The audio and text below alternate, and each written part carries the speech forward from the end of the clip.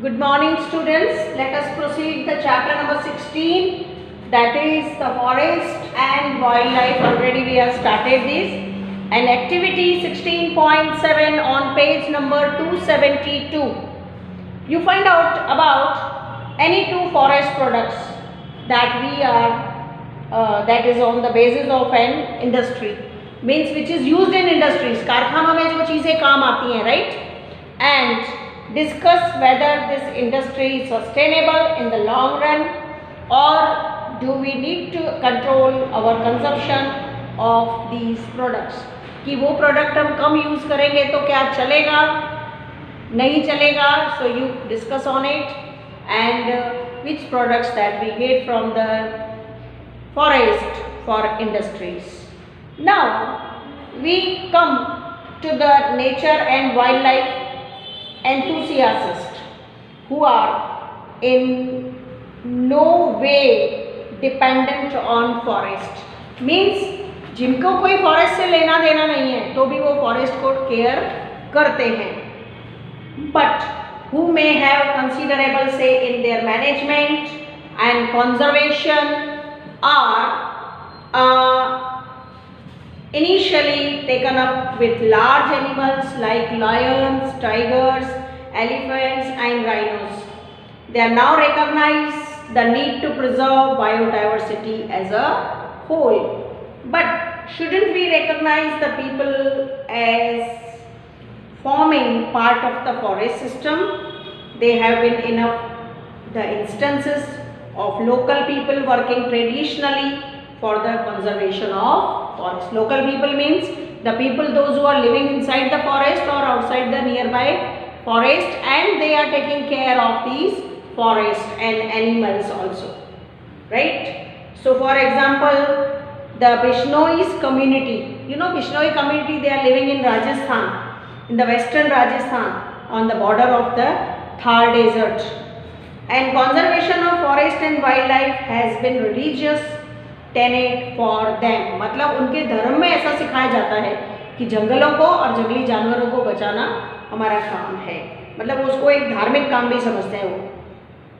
And the nature loving people have for centuries been conserving the flora and fauna. Flora means plants, fauna means animals.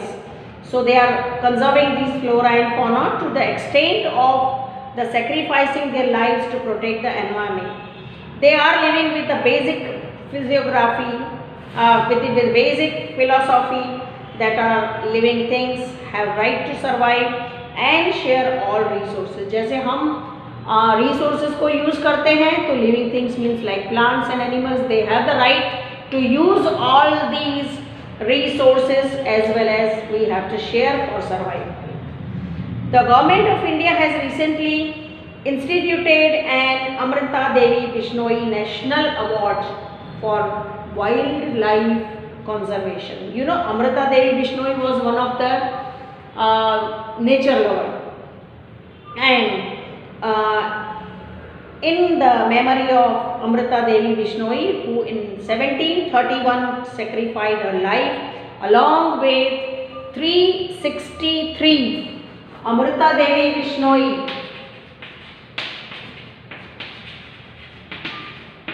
Bishnoi is one of the community of Rajasthan, right?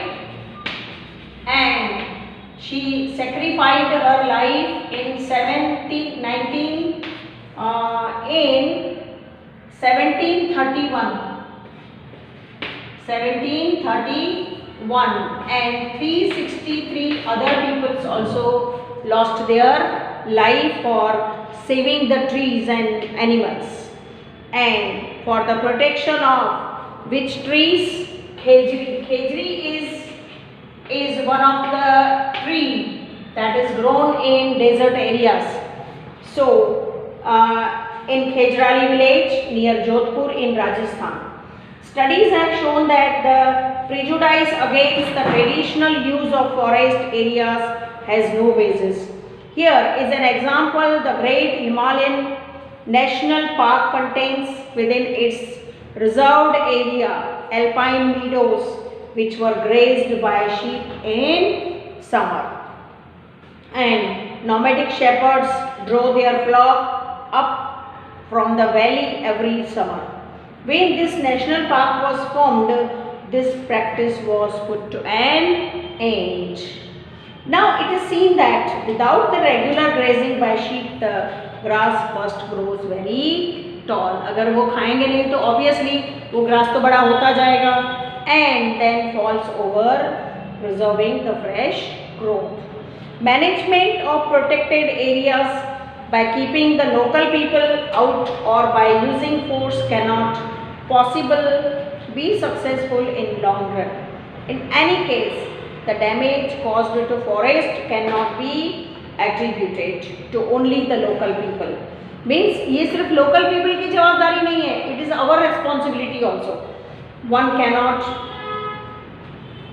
turn a blind eye to the deforestation caused by industrial needs or development projects like building roads and dams. अपनी building बनानी है, road बनाने हैं, इसका मतलब ये नहीं कि हमको अंधाधुंध जंगल काटने हैं. The damage caused in these reserves by tourists or arrangements made by their convenience is also to be considered. We need to accept the human intervention has been very much a part of the forest landscape. So what has to be managed in the nature and what may be the extent of this intervention.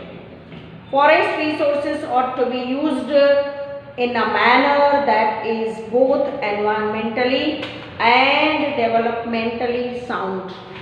In other words, while the environment is preserved, the benefits of controlled exploitation go to local people and process in which the decentralized economic growth and ecological conservation go hand in hand.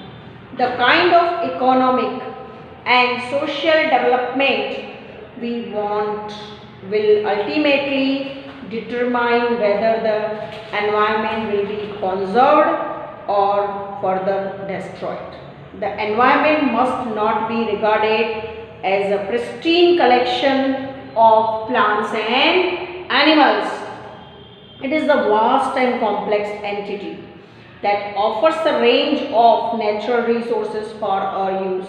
We need to use those resources with due caution for our economic and social growth. जो भी plants हैं, animals हैं, उनका use हमें करना है, but that may up to some extent and with economic and social growth and to meet our material aspirations. Okay, now how to manage the forest. So tomorrow we shall discuss about this.